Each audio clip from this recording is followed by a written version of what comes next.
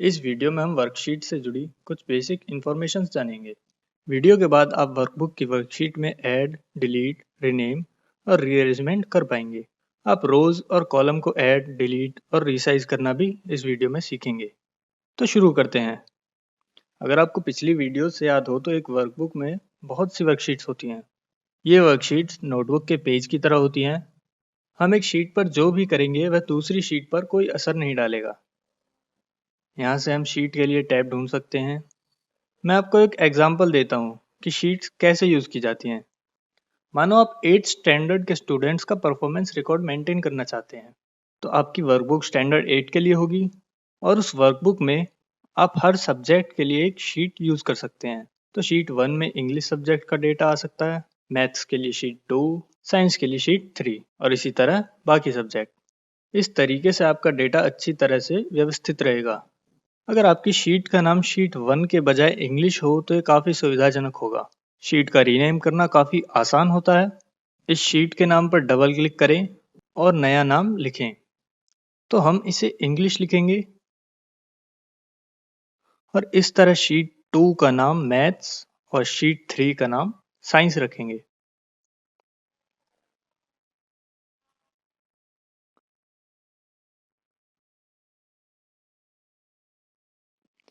अब अगर मुझे ज़्यादा सब्जेक्ट्स का रिकॉर्ड रखना हो तो मुझे ज़्यादा शीट्स चाहिए होंगी। नई शीट ऐड करना भी काफ़ी आसान है। बस इस प्लस के आइकन पर क्लिक करना है और नई शीट ऐड हो जाएगी। इस शीट का नाम आर्ट्स रखते हैं। अगर आपने गलती से काफ़ी ज़्यादा शीट्स ऐड कर दी हैं या आपकी कोई शीट बिना काम का डेटा रखे हुए है तो आप उस शीट पर राइट क्लिक करके डिलीट ऑप्शन को सिलेक्ट करके उस शीट को डिलीट कर सकते हैं। लेकिन याद रखें, अगर हम कोई शीट डिलीट करते हैं तो यह रिकवर नहीं हो सकती। तो शीट को डिलीट करने से पहले ध्यान से सोच लें। अगर आप शीट्स को रीअरेंज करना चाहते हैं, मानो आप मैथ्स को पहली शीट बनाना चाहते हैं और इंग्लिश को दूसरी, तो इस मैथ्स वाली शीट को हम फर्स्ट पोजीशन पर कैसे लाएंगे? यह भी काफ़ी सिंपल है। हमें बस मैथ्स की शीट को फर्स्ट पोजीशन पर ड्रैग एंड ड्रॉप करना है। तो मैथ्स की शीट पर क्लिक करेंगे और क्लिक को होल्ड रखेंगे और इसे उस पोजीशन पर ले जाएंगे जहां हमें शीट चाहिए और उस पोजीशन पर क्लिक को छोड़ देंगे। तो इस तरह हम वर्कबुक में वर्कशीट्स मैनेज करते हैं। अब देखते हैं कि वर्कशीट में रोज और कॉलम को कैसे हैंडल करें। पहले शीट में कुछ डेटा एंटर करते हैं। हम दो कॉलम लेंगे, एक में नाम लिखेंगे और दूसरे में मार्क्स।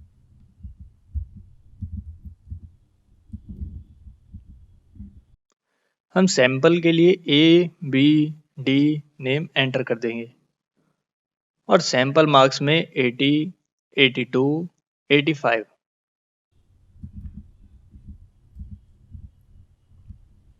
अगर आप और स्टूडेंट्स को ऐड करना चाहते हैं तो आप फोर्थ रो में ऐड कर सकते हैं। लेकिन अगर आपको इन भरी हुई रोज के बीच में डेटा ऐड करना हो, मानो आप स्टूडेंट बी एंड डी के बीच में स्टूडेंट सी ऐड करना चाहते हैं, इसके लिए मुझे बी एंड डी के बीच में एक रो डालनी पड़ेगी। इसके लिए हम इस रो 4 के नंबर 4 पर राइट क्लिक करेंगे और यहाँ इंसर्ट ऑप्शन पर क्लिक करेंगे। देखिए यहाँ फोर्थ प्लेस पर एक नई ब्लैंक रो आ गई है और जो रो पहले से फोर्थ पोजीशन पर थी अब वो फिफ्थ रो बन गई है। अब हम सी स्टूडेंट का डेटा भी ऐड कर सकते हैं। तो स्टूडेंट सी ने 75 मार्क्स स्कोर किए हैं। इसी तरह कॉलम्स के साथ है। अगर मैं इस टेबल में रोल नंबर के लिए कॉलम ऐड करना चाहता हूँ तो मुझे ब्लैंक कॉलम पहली पोजीशन पर ऐड करना होगा। तो मैं इस फर्स्ट कॉलम पर राइट क्लिक करूंगा और इंसर्ट ऑप्शन पर सिलेक्ट करूंगा। रोज की तरह यहाँ भी एक ब्लैंक कॉलम ऐड हो गया है और पहले जो कॉलम ए था वो बी पर चला गया है और जो बी था वो सी पर। इसी तरह सारे कॉलम राइट में शिफ्ट हो गए हैं। अब हम रोल नंबर कॉलम भी एंटर कर सकते हैं। यहाँ रोल नंबर टाइप करेंगे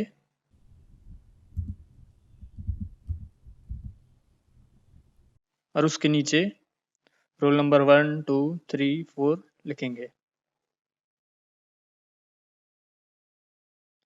क्या आपने एक चीज नोटिस करी कि ये जो रोल नंबर टेक्स्ट है हम इसको पूरा नहीं देख पा रहे, लेकिन ऊपर फॉर्मूला बार में यह पूरा दिखाई दे रहा है। लेकिन सेल में हम सिर्फ रोल नम लिखा देख पा रहे हैं। ऐसा इसलिए है क्योंकि सेल की एक लिमिटेड चौड़ाई है और इस चौड़ाई में पूरा टेक्स्ट फिट नहीं हो पा रहा है, तो हमें इस कॉलम की चौड़ाई बढ़ानी है। ऐसा करने के लिए कॉलम ए की राइट एज पर जाएंगे। जब हम इस बॉर्डर पर माउस को लाएंगे तो हम देखेंगे कि यह माउस आइकन चेंज हो गया है। अब लेफ्ट क्लिक करके उसको होल्ड रखेंगे। आप देखेंगे कि एक पतली लाइन कॉलम बॉर्डर को हाईलाइट कर रही है।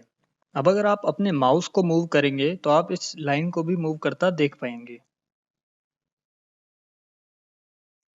जब आपको इसकी चौड़ाई उपयुक्त लगे तो आप क्लिक को छोड़ दीजिए।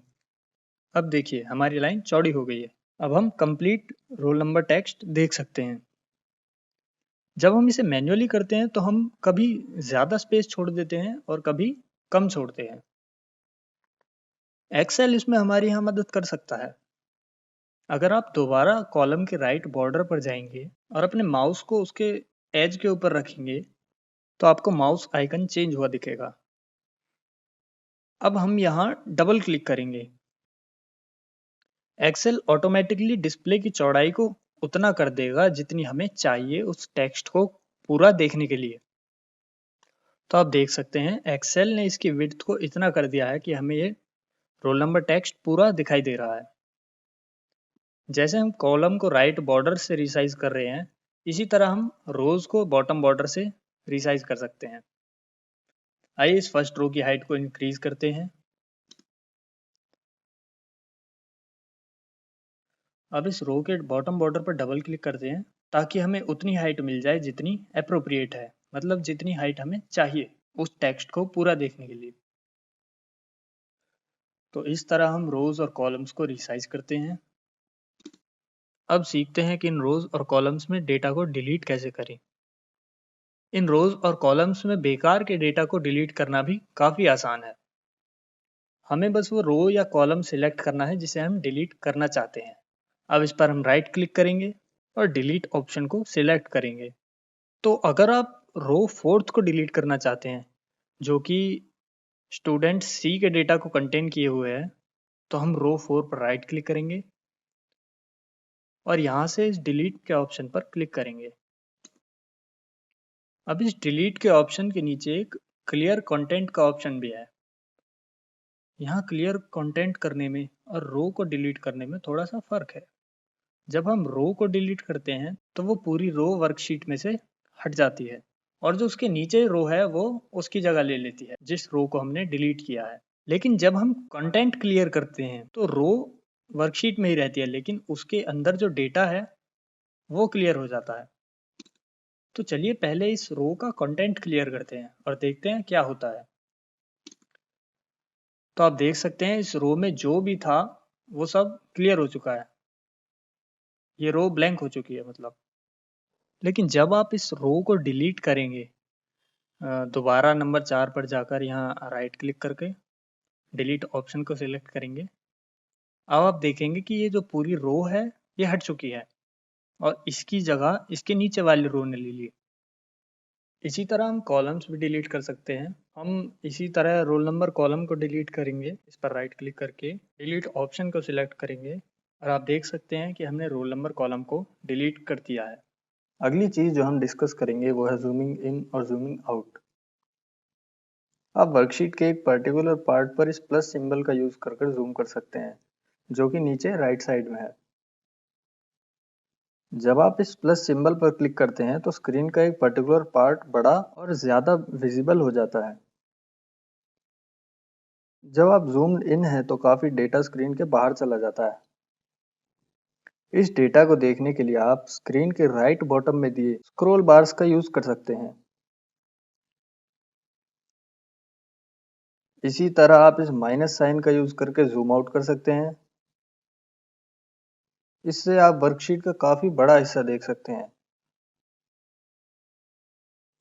आप जूमिंग इन और जूमिंग आउट के लिए स्लाइड बार का भी यूज कर सकते हैं और इस तरह हम वर्कशीट के पर्टिकुलर पार्ट को जूम इन और जूम आउट कर सकते हैं।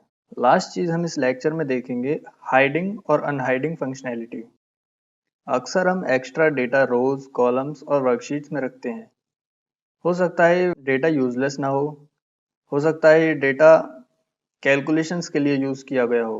और हम उन कैलकुलेशंस को किसी को दिखाना न चाहते हो, या फिर ये डेटा उस आदमी के योग्य ना हो जिसे हम अपनी वर्कशीट दिखा रहे हैं। एग्जाम्पल के लिए हम यहाँ मिड टर्म मार्क्स का एडिशनल कॉलम को ले सकते हैं। चलिए जल्दी से इस सैंपल डेटा को एंटर कर लेते हैं। हम इस कॉलम बी से पहले एक कॉलम ऐड करेंगे जो कि मिड टर्म मार्क्स का होगा।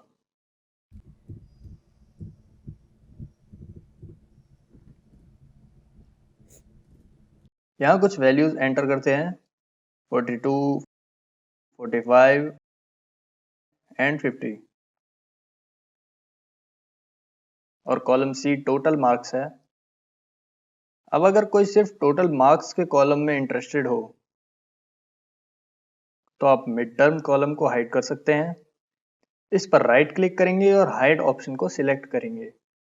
अब यहाँ कॉलम के लेटर को देखिए, यहाँ एक लेटर मिसिंग है क्योंकि यहाँ एक कॉलम मिसिंग है। आप बॉर्डर भी देख सकते हैं, ये भी थोड़ा डिफरेंट दिखाई दे रहा है। यहाँ ए और सी के बीच में 2 लाइन्स हैं। अगर मैं अपना माउस इसके ऊपर लाता हूँ तो आप देख सकते हैं कि कर्सर भी चेंज हो गया है। कर्सर पर भी 2 लाइन्स आ गई हैं। अब अगर मैं यहाँ डबल क्लिक करता हूँ तो हिडन कॉलम अनहिडन हो जाता है। अब यह कॉलम दिखने लगा है। इस तरह से आप जिस डेटा को दिखाना नहीं चाहते और डिलीट भी नहीं करना चाहते, आप हाइड कर सकते हैं। इसी तरह रोज का है। अगर मैं स्टूडेंट डी का डेटा हाइड करना चाहता हूँ तो मैं रो के नेम पर राइट क्लिक करके हाइड सिलेक्ट करूंगा। दोबारा मैं अगर माउस को रो के बॉर्डर पर रखूंगा तो आप कर्सर में बदलाव देख सकते हैं। 2 तरह के कर्सर दिखेंगे। पहला वाला रो को रिसाइज मतलब रो की हाइट को एडजस्ट करने के लिए है, जैसा कि हमने इस वीडियो में पहले भी देखा है। हम इस बॉर्डर पर क्लिक होल्ड करके उसे ड्रैग करके हाइट एडजस्ट कर सकते हैं। लेकिन मैं कर्सर थोड़ा नीचे करता हूं तो माउस आइकन चेंज हो जाता है, जिसमें कि हमें 2 लाइनें दिखाई देती हैं। इसका मतलब कि हम इस हिडन रो या कॉलम को अनहाइड करना चाहते हैं। तो यहाँ हिडन रो है। अगर आप इस पर डबल क्लिक करेंगे तो यह उस रो को अनहाइड कर देगा। इसी तरह हम पूरी शीट को हाइड अनहाइड कर सकते हैं। शीट के नाम पर राइट क्लिक करके हाइड सिलेक्ट करेंगे। शीट हाइड करना बिजनेस में एक कॉमन प्रैक्टिस है। अक्सर वही शीटें विजिबल रहती हैं जो कि डेटा, चार्ट्स, ग्राफ कंटेन किए हुए हैं। बाकी शीट्स जो कि डिटेल्ड डेटा कंटेन किए हुए हैं वो हाइड रहती हैं। अगर कोई वह डेटा देखना चाहता है तो उसको शीट को अनहाइड करना होगा। शीट को अनहाइड करने के लिए उन्हें नीचे टैब एरिया में राइट क्लिक करके अनहाइड ऑप्शन सिलेक्ट करना होगा। यहाँ हमें सारी हिडन शीट्स दिखेंगी। हमें उस शीट को सिलेक्ट करना है जिसे हम अनहाइड करना चाहते हैं और ओके प्रेस करना है। यहाँ एक और तरीका है जिससे हम रोज, कॉलम और शीट्स को हाइड अनहाइड कर सकते हैं। होम टैब पर जाएंगे जो कि ज्यादातर डिफॉल्ट सिलेक्टेड टैब होता है, और यहाँ इस फॉर्मेट बटन पर क्लिक करना है।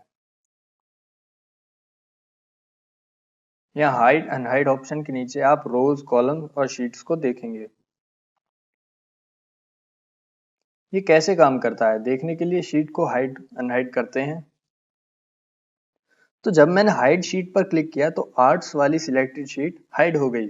अगर मुझे शीट अनहाइड करनी है तो मैं फॉर्मेट पर जाऊंगा, फिर हाइड अनहाइड और अनहाइड शीट पर क्लिक करूंगा। अब यहाँ शीट सिलेक्ट करके ओके प्रेस करना है और हिडन शीट अनहाइड हो गई। इसी के साथ हमने इस वीडियो लेक्चर में काफ़ी चीज़ें कवर कर ली है। हमने वर्कशीट्स हैंडल करना, उसके बाद वर्कशीट में रोज, कॉलम हैंडल करना सीखा।